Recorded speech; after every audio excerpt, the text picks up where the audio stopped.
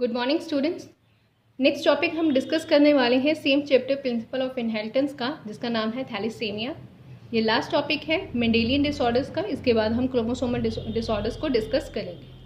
Thalassaemia पहले दो जो हमने डिजीजेस डिसऑर्डर डिस्कस किए थे उसके कंपैरेटिवली डिफरेंट है। किस तरह से डिफरेंट है? ये सेक्स लिंक नहीं है। It means it can occur to male as well as to female. Chances दोनों में हो सकते हैं और इवन इक्वल हो सकते हैं। जबकि पहले वाली जो दोनों हमने डिजीजेस डिस्कस किया था, कलर ब्लाइंडनेस एंड हीमोफीलिया, उसमें मेल प्रोजेनीज में ज़्यादा चांसेस दिख रहे थे कि उनमें डिजीज़ हो रही है, जबकि फीमेल्स जो थी वो ज़्यादातर चांसेस क्या थे उसके कैरियर के थे।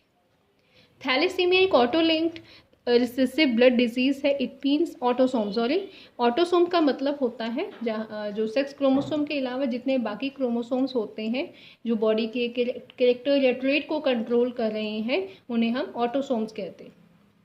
ट्रांसमिशन कैसे हो सकती है? यहाँ पे पेरेंट्स अनइफेक्टेड हैं तो चांसेस है कि आगे प्रोजेनी में ये डिजीज़ हो जाए। ठीक है, तो अनइफेक्टेड कैरियर का मतलब क्या होगा? उस पर्सन को थैलेसीमिया नहीं है, बट इटसेल्फ में वो मदर या फादर जो है कैरियर एक्ट कर रहे हैं, उनमें थैलेसीमिया के डिफेक्टेड जीन है। डिफेक्ट कैसे अराइज हो सकता है थैलेसीमिया के जो होता है? That is due to mutation. Thalassaemia एक म्यूटेशनल डिजीज़ है जिसके कारण क्या है, जो जीन है अब तक काम नहीं कर पा रहा और एट लास्ट में जो आगे जाके प्रोटीन बने थे, जो हीमोग्लोबिन बनना था, वो डिफेक्टेड बनेगा। इफेक्ट क्या होगा बॉडी में अगर किसी को थैलेसीमिया है? Reduced rate of synthesis of one of the globin chain. यहाँ पे जो नॉर्मल ग्लोबिन चेन बननी चाहिए थी वो नहीं बन पाएगी। Like alpha and beta chain जो होती हैं हीमोग्लोबिन को फॉर्म करने वाली, वो नहीं बन पाएंगी। इसके कारण क्या होगा, क्या कॉजेस हो सकते हैं आगे? Formation of abnormal haemoglobin molecule. अब अगर प्रॉपर चेन ही नहीं है, हीमोग्लोबिन बनने के लिए उसे कंप्लीट नॉर्मल स्ट्रक्चर चाहिए ताकि वो अपना काम कर सके।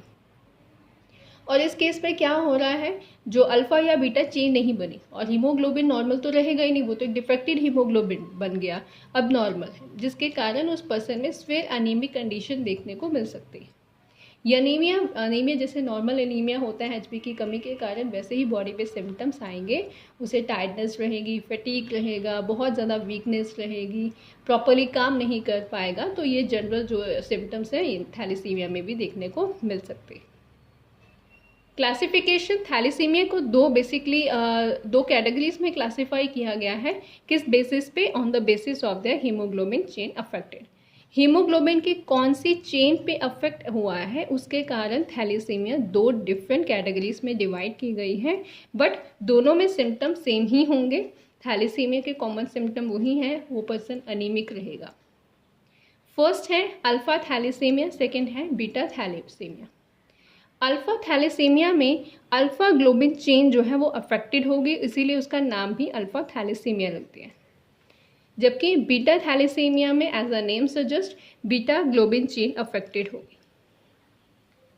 अल्फा थैलेसीमिया कैसे कंट्रोल होता है? ये कंट्रोल कौन कर रहा है? It is controlled by two closely linked gene, that is HbA1 and HbA2 on chromosome 16। Chromosome 16 पे दो पर्टिकुलर जीन्स हैं जो इस फैक्टर को कंट्रोल कर रहे हैं और वो अफेक्टेड होने के कारण अपना काम प्रॉपरली नहीं कर पा रहे। जबकि बीटा थैलेसीमिया 11th क्रोमोसोम पर होता है। इट मीन्स दोनों के क्रोमोसोम नंबर डिफरेंट है। It is controlled bye a single gene that is HBB on chromosome 11 on off each parent. तो पहले तो आपने क्रोमोसोम नंबर याद रखते हैं, कौन सा क्रोमोसोम डिफेक्टेड या अफेक्टेड कह सकते हैं, और यहाँ पे दो जीन्स इन्वॉल्व होते हैं, यहाँ पे जस्ट एक सिंगल जीन इन्वॉल्व है। ड्यू टू म्यूटेशन और डिलीशन ऑफ वन और मोर ऑफ द 4 जीन। अब सिंपल सी बात है, ये म्यूटेशनल डिजीज़ है, म्यूटेशनल डिसऑर्डर है। तो ये म्यूटेशन यहाँ पे हुई, डिलीशन हुई है एक या एक से ज़्यादा जीन की, जिसके कारण अल्फा थैलेसीमिया नाम की डिजीज़ देखने को मिल सकती है। बीटा थैलेसीमिया में भी म्यूटेशन हुई है वन और बोथ जीन, मतलब कि एक जीन में हो सकता है डिफेक्ट, जिसके कारण ये डिजीज़ होगी। More gene affected less alpha globin produce. जितने ज़्यादा जीन अफेक्टेड होंगे उतना ही ज़्यादा प्रोडक्शन लेवल अल्फा ग्लोबिन का कम हो जाएगा। इन शॉर्ट वो पर्सन जो है हाईली अनीमिक होगा, बहुत ज़्यादा उसमें टायर्डनेस, वीकनेस रहेगी, और ये चीज़ अगर सिवियर कंडीशन में है तो उस पर्सन को नॉर्मल काम करना में भी बहुत मुश्किल हो जाता है, फैटिगनेस इतनी ज़्यादा रहती है। क्योंकि हीमोग्लोबिन डिफेक्टेड है तो हमारी बॉडी में वो ऑक्सीजन ही टाइमली प्रोवाइड नहीं कर पा रहा है, और ऑक्सीजन नहीं मिलेगी तो फूड की ब्रेकडाउन नहीं होगी, एनर्जी नहीं मिल पाएगी।